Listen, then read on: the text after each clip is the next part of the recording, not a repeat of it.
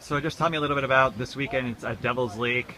It's kind of a new venue for the rowing teams. It was there in 2012, but what can you tell me about what the team's thinking about this weekend, I guess? We're really excited. It's always fun. We can get out and it's as close to a home race as we're ever going to really get. Devil's Lake is awesome. It's just a big glacier valley, so really protected, really flat. I was just there today, dropping some equipment off, and it was like just a bathtub, just a big bathtub, just really flat, really calm.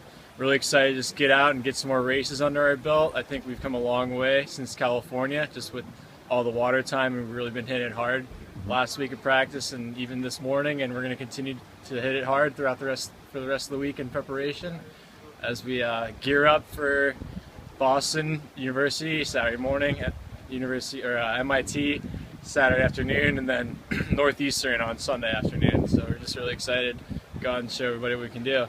You talked a little bit about it, but you were there in 2012 when the team was there. You didn't row, but you were at the venue.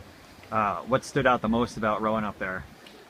Just the fairness, really. It just seems like a lot of courses you go to, there's a current, or one of the lanes might be a little shallower, or there could be, drainage coming in to give one lane a boost, or one lane might be a little bit more favored than the other. But from everything I've seen and heard, everything is very fair there. Every lane you're going to get the same kind of time in any lane. There's no real advantage, because I know in the past that a lot of the venues, there's sometimes people almost want to put an asterisk next to a win because, they got in lane 6, everyone knows there's a current there, or nobody ever makes it out of lane 2 at that place. So what really stuck out to me is just how fair it is, and how it really doesn't matter what lane you get. It's going to be a good race no matter what.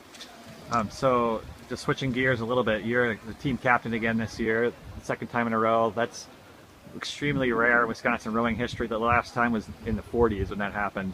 I guess, what does it mean to be voted captain again, and what is your role as captain on the rowing team? It means a lot to me. I really am thankful for my teammates for giving me the opportunity again to be voted twice. Is a big deal. To me, mostly my responsibility are just being kind of the middleman between the coaches and the rest of the team. And if the coaches need something to change or need something to happen, they'll come to me first.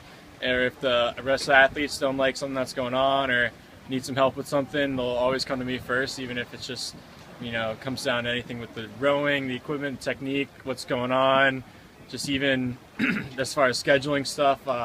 So I like that. It's a lot of fun to be the go-to guy.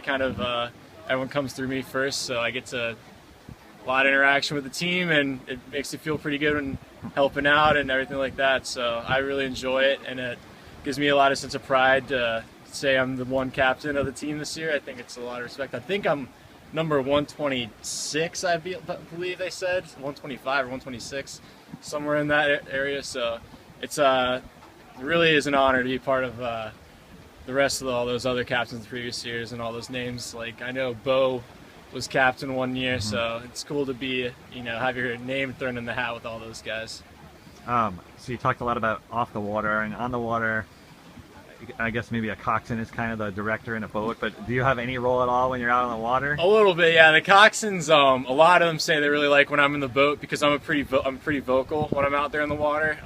Maybe not everyone can hear it outside of the boat, but I'm usually not having conversations with everybody in the boat, but I'm usually talking and giving a lot of advice, or just saying little words here. They're just like little cues.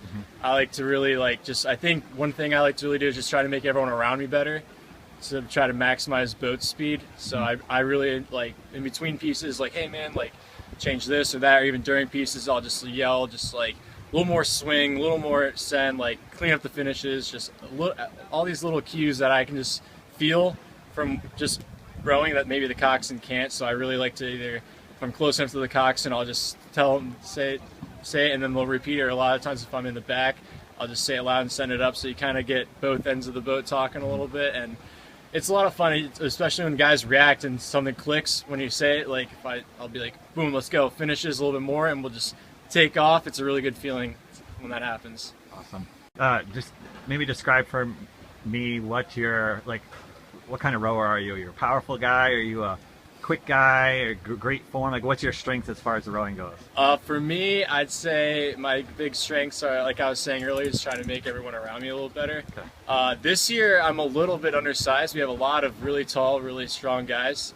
and so I'm more of a little bit of a smaller-ish guy, even though I'm 6'4", 190. I'm still one of the smaller guys in this group this year. So I'd say most of the time my job is more so just being really technical and helping just set up for those big guys to just hammer away at it. But I do my own part. We weight adjusted some of the last erg tests we did, and I actually won that. So I was the best pound for pound guy on the last erg test we did. So I was pretty proud of that, because I rarely ever get to win any of those because we have such big, strong guys that I don't really come close. So I got to brag about that for a little bit. So I try to just do everything I can, really. Just, I know I'm a little bit lighter, so I can get away with maybe not pulling the same huge numbers everyone else does, but I still, like I said, like for my weight, I'm still pulling pretty hard and just trying to set it up for those even bigger guys to wail on it.